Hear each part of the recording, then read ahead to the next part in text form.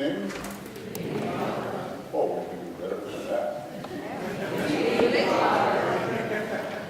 What a beautiful day, huh? Often when I go to parishes and there's inclement weather, people will say, "Father, did you bring this weather with you?"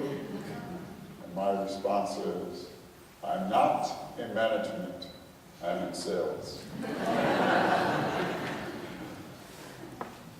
Last night we saw how we are gifted the marvelous faith. It's a treasure, really. And as we saw too, that sometimes we take that marvelous gift or treasure for granted.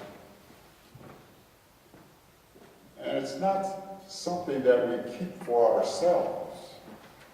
It's something that we share with others. It's important for us to really grasp that, how we have to be able to share that faith with others. But you might say, well, why? Why do I have to share my faith? Why can't I just have a nice relationship with God and my faith will continue to grow and everything will be just fine? So maybe tonight, what we should do is go into this area of why.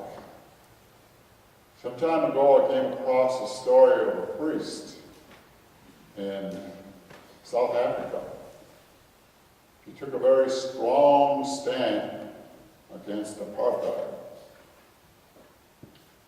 And if you take a strong stand against apartheid, you can be quite sure you're going to get reaction. And sure enough, one day he got a letter, and not knowing it was a letter bomb, he opened it.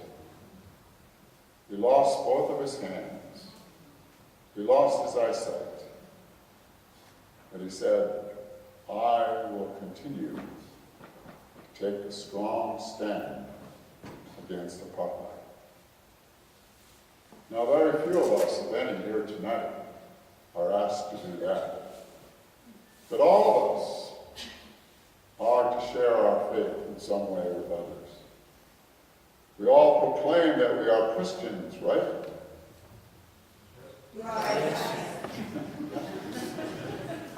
Okay, ready? Let's try it again. We all proclaim that we are Christians, right? Right. Okay.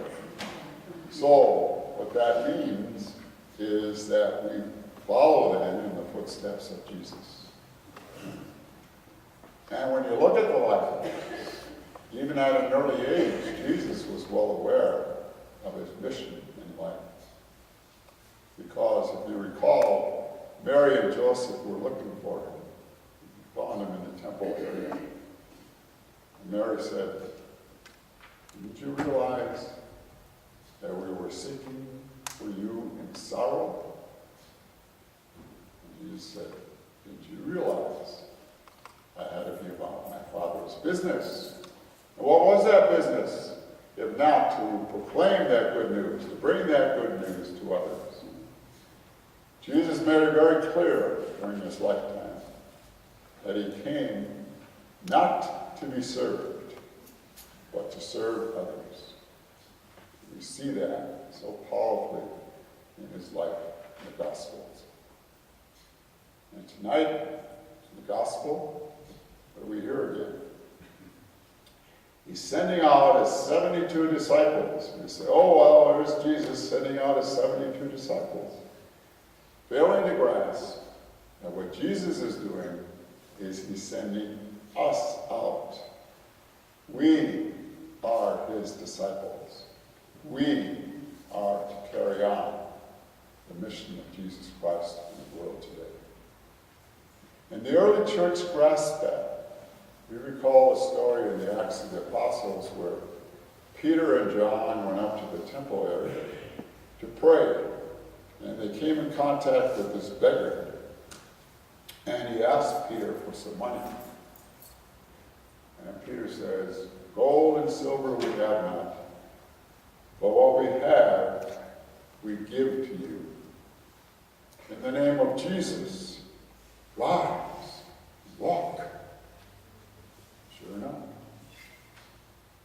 he walked. What I like about that story is the fact they gave what they had. I think that's so important for us to grasp that. Because as we saw last night, we look at ourselves and say, oh, what can I do?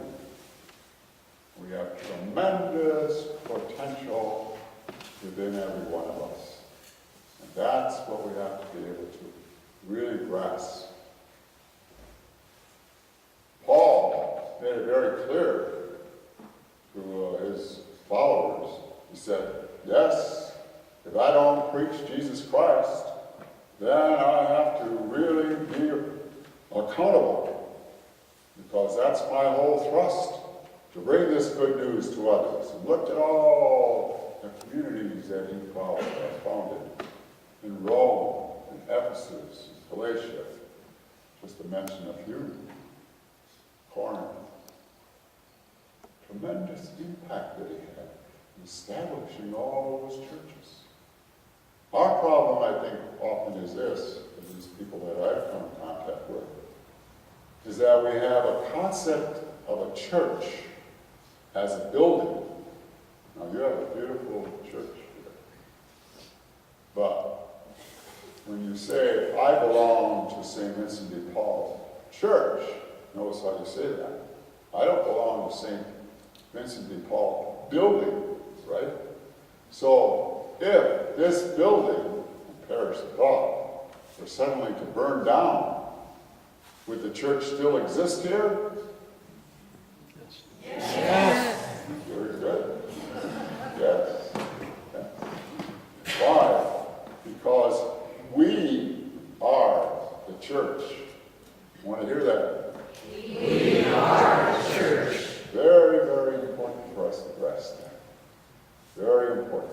There was one teacher who was trying to get this across. He put on the board CH and a space. CH. What was missing? You are. You are. You are the church. We are the church.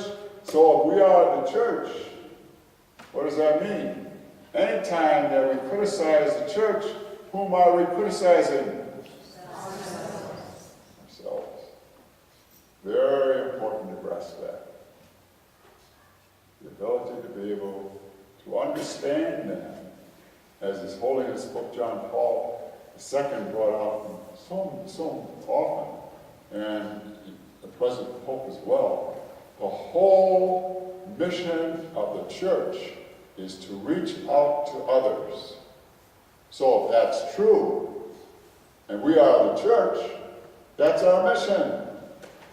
And that arises from our baptism.